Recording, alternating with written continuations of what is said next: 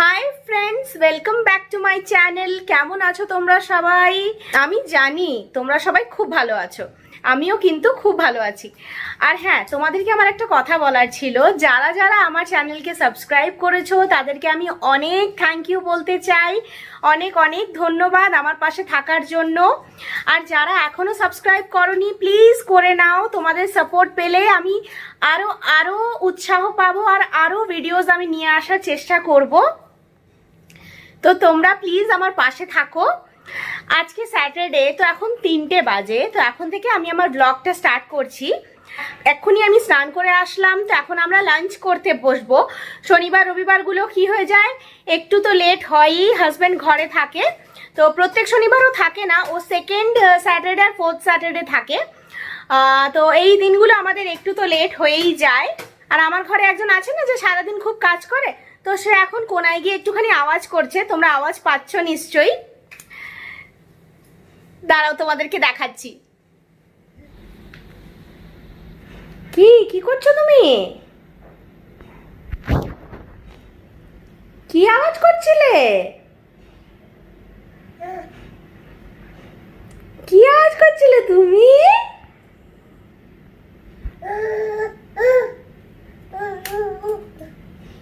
তো তোমরা দেখলে আমাদের বাড়ির সব থেকে ব্যস্ত মানুষ কি করছে এখন।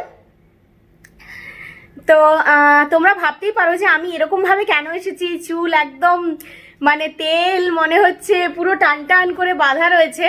এটার পেছনে কিন্তু একটা গভীর রহস্য আছে। আসলে ব্যাপারটা হলো, আমার চুলটা তো একটু কার্লি, মানে ওয়েভি হেয়ার। তো আমি আমি কি করি, যখনই স্নান করে আসি তখনই চুলটা যখন একটু একটু হালকা হালকা ভেজা থাকে, আমি পুরো চুল ভেজাই না সব সময়, খালি যখন শ্যাম্পু করি তখনই পুরো চুল ভেজাই। তো একটু একটু যখন ভেজা থাকে না, তখন আমি ওটাকে টেনে ক্লিপ দিয়ে বেঁধে রাখি। তাহলে কি হয়, ওই একটু চুলটা হালকা একটু স্ট্রেট লাগে। তো মাঝে মাঝে সিরাম দিয়ে আমি এরকম ভাবে করে রাখি। এটা আমার অনেক পুরনো হ্যাবিট, মানে এটা আমি বহু কাল ধরে করে আসছি, অনেক স্কুল লাইফ থেকে এই জিনিসটা আমি করে আসছি। তো সেই জন্যই আমি এখন আপাতত এরকম করে রেখেছি। আমরা এখন লাঞ্চ করব, আর আমি রেডিও হয়ে গেছি, তারপর আমরা একটু বেরোবো। তো চলো তোমরা সঙ্গে থাকো। স্যাটারডে সানডে তো আমাদের একটু ঘোরাঘুরি থাকেই, আর তোমরাও আমাদের সাথে এনজয় করো, আমি খুব ভালো করে জানি। তাহলে চলো তোমরাও থাকো, দেখতে থাকো। আগে তোমাদেরকে আজকে লাঞ্চটা দেখিয়ে দিই। যে শাক ভাজা, পার্শে ভাজা, আর এখানে আছে টেস্টি টেস্টি সর্ষে পাবদা। পাবদা মাছটা তো দেখতেই পেলে খুব টেস্টি লাগছে। আমি জানি যে তোমরা ভাবছো যে ওটা রেসিপিটা একটুখানি পেলে খুব ভালো হতো। তো রেসিপিটা তাহলে দেখে নাও চটপট করে। এখানে আমি মাছটার মধ্যে নুন আর হলুদ দিয়ে রেখেছি। তো এখন নুন আর হলুদটা ভালো করে মাখিয়ে নিয়েছি। এখন আমি এর মধ্যে দেব একটুখানি তেল। এই তেলটা মাছের মধ্যে মাখিয়ে নিলে কি হয়, মাছটা তাহলে কড়ার মধ্যে লেগে যাওয়ার কোনো চান্স থাকে না, আর মাছটা খুব ভালোভাবে কড়াই থেকে ছেড়ে যায়। তোমাদেরকে দেখাই চলো। এখন আমি কড়া বসিয়ে দিয়েছি গরম হওয়ার জন্য। এর মধ্যে তেল দিয়ে দিলাম, একটু বেশি পরিমাণে দিতে হবে যাতে পুরো মাছগুলো ভালোভাবে ভাজা হয়ে যায়। তেলটা গরম হয়ে গেছে, এবার আমি একটা একটা করে মাছ দিয়ে এর মধ্যে ভাজবো। একটা দিচ্ছি কারণ মাছটা একটু বড় সাইজের বলে।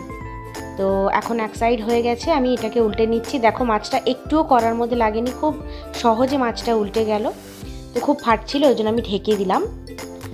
দেখো মাছটা খুব ভালোভাবে ভাজা হয়ে গেছে। এটা আমি আরেকটা মাছ দিয়ে দিয়েছি, এই মাছটাও খুব ভালোভাবে ভাজা হয়ে গেছে।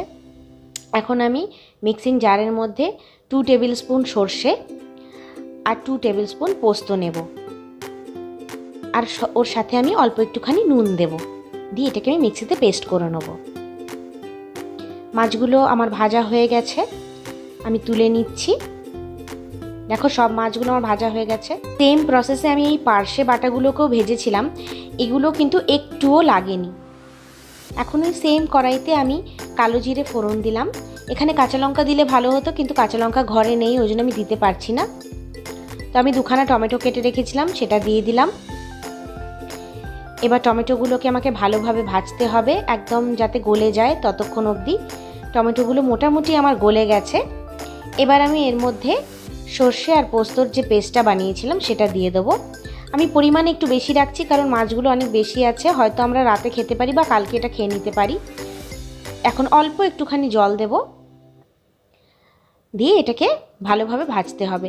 যতক্ষণ না তেল ছাড়ে ততক্ষণ ভাজতে হবে, নাহলে কিন্তু সর্ষেটার কাঁচা একটা তেতকুটে স্বাদ রয়ে যাবে। এখন আমি অল্প একটু হলুদ দিয়ে দিচ্ছি এর মধ্যে। এটাকে ততক্ষণ অবধি ভাজতে হবে যতক্ষণ অবধি সর্ষেটা তেল ছেড়ে দিচ্ছে। দেখো আমার সর্ষেটা তেল ছেড়ে দিয়েছে, তার মানে খুব ভালোভাবে এটা ভাজা হয়ে গেছে। এখন আমি এর মধ্যে জল দিয়ে দেবো। আমি ছোট মিক্সিং বোলের 2 বোল মতো জল দিলাম। এটা তোমরা চাইলে একটু কম জল দিয়ে মাখামাখাও করতে পারো। এখন আমি নুনটা দিয়ে দিচ্ছি। তো এটাকে ঢেকে আমি 1টা ফুট হওয়া অবধি এটাকে একটু ফোটাবো। 1 ফুট হয়ে গেছে। তো এবার আমি এর মধ্যে মাছগুলো আস্তে আস্তে ছেড়ে দেবো। মাছগুলো দিয়ে দিয়েছি। এখন এটাকে ঢেকে আমি 3-4 মিনিটের জন্য করব। 3-4 মিনিট পরে এরপর দিয়ে আমি ধনেপাতা দিয়ে দিচ্ছি। আমার মাছের ঝোল রেডি হয়ে গেছে।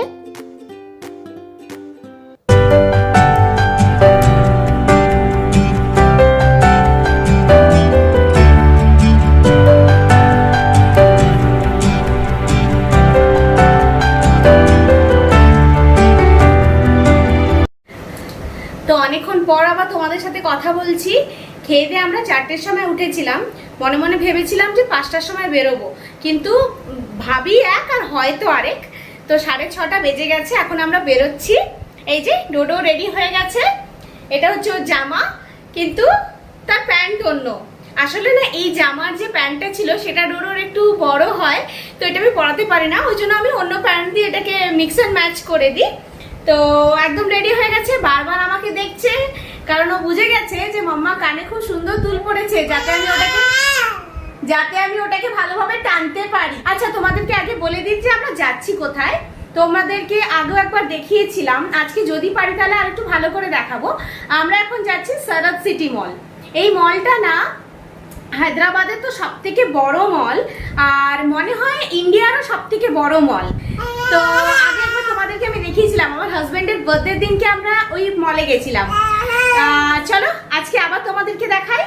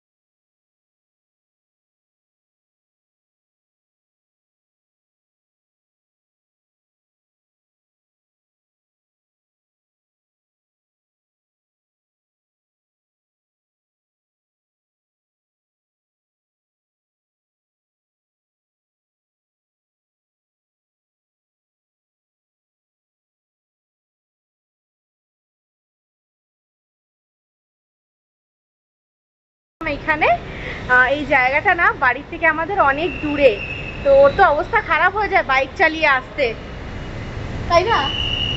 হ্যাঁ, আমার অবস্থা একদম দেখতেই পাচ্ছেন আপনারা। হ্যাঁ, ও এসে বলছে আমি টায়ার্ড হয়ে গেছি। ও এসে বলছে বাইকটা থামিয়ে আর ভেতরে ঢুকতে ইচ্ছা করছে না, এখানেই দাঁড়িয়ে থাকতে ইচ্ছা করছে। অনেকটা দূর এটা আমাদের বাড়ি থেকে, ওই জন্যই না একটু মানে বাইকে আসতে একটুখানি ইয়ে হয়ে যায়, আর ট্রাফিকও প্রচন্ড রাস্তায়। আর ডোরোরই সব থেকে ভালো, ও বাড়ি থেকে বেরোয় আর ঘুমিয়ে পড়ে, আর যখন আমরা এসে পৌঁছাই, যখন আমরা এখানে থামি, তখনই জাগে ও।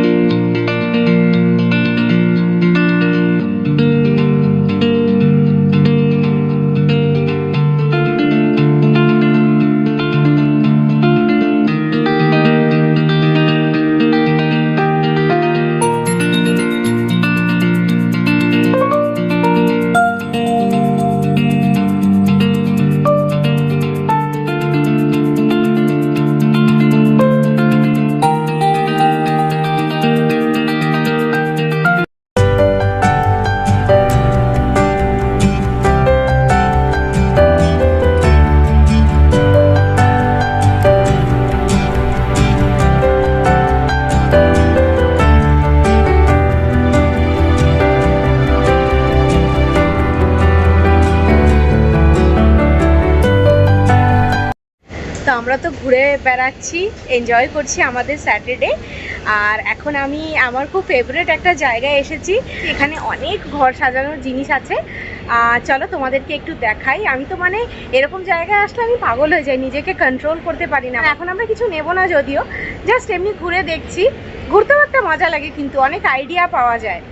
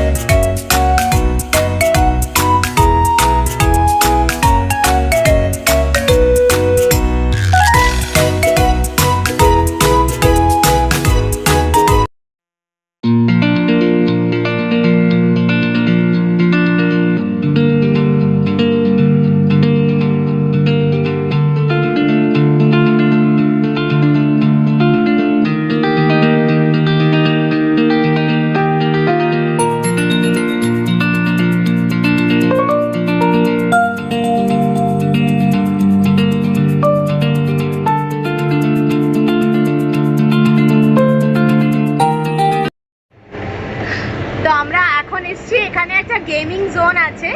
তো ডোডো তো এখন বুঝবে না, কিন্তু তাও ও খুব এনজয় করছে। ওকে আমরা বসিয়ে দিচ্ছি আর ও ভীষণ এনজয় করছে। তো মজা হচ্ছে, মজা হচ্ছে, মজা হচ্ছে নাকি?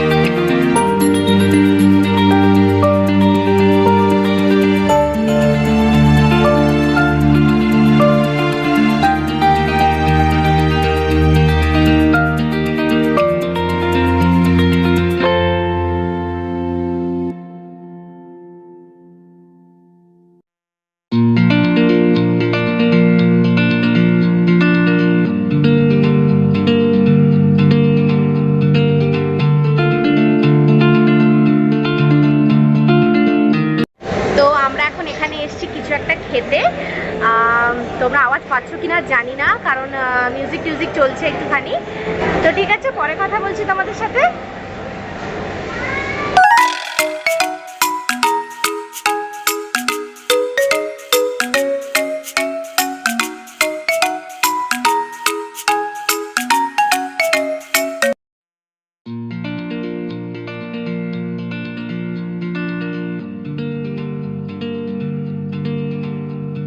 এরকম কোনো মলে এসে পার্কিং করলেই না আমাদের একটাই গন্ডগোল হয়ে যায়, আমরা সবসময় খালি ভুলে যাই যে কোথায় গাড়িটা রেখেছিল, আর তারপর সেটাকে গোল চক্কর করে ঘুরতেই থাকি, মানে খুঁজতেই থাকি। তো ফাইনালি অনেকক্ষণ খোঁজার পর এখন পেয়েছি। এখন আমরা বাড়ি যাচ্ছি, বাড়ি গিয়ে তোমাদের সাথে কথা বলছি। জাস্ট ফিরলাম বাড়ি। আজকে কি হয়েছে, আমি তো বাইরে ডিনার করে নিয়েছিলাম। অ্যাকচুয়ালি ভেবেছিলাম যে আমরা দুজনেই ডিনার করব, কিন্তু আমার হাজব্যান্ড বললো যে ও পিৎজা খাবে। তা আমি ভাবলাম যে পিৎজা খেতে ইচ্ছা করছে না, আমি পরোটা অর্ডার করেছিলাম। আমি তোমাদেরকে পরোটাটা দেখিয়েওছি। তো আমি অর্ডার আগে করে দিয়েছিলাম, তারপরে ও গেছিলো পিৎজা অর্ডার করতে, কিন্তু তখন গিয়ে দেখলো যে ওখানে পিৎজার কিছু মানে পেমেন্টের কিছু গন্ডগোল হচ্ছে, কার্ড কাজ করছে না। তো সেখানে 1/2 মিনিটস মতো লাগবে। তো ওই জন্য বেচারা আজকে বাইরে কিচ্ছু খাইনি। এখন 11টা বাজে, তো এখন ঘরে চলে এসেছি আমরা। এখনও খাবার বিরিয়ানি প্যাক করে নিয়ে এসে, তো এখন বিরিয়ানি খাবে। খারাপ তো একটু লাগছে ওর জন্য, আর আমিও বুঝতে পারিনি। তো এখন আমাকে বলছে যে আমি কিন্তু তোমাকে বিরিয়ানির ভাগ দেবো না, আমি আগে থেকেই বলে দিচ্ছি।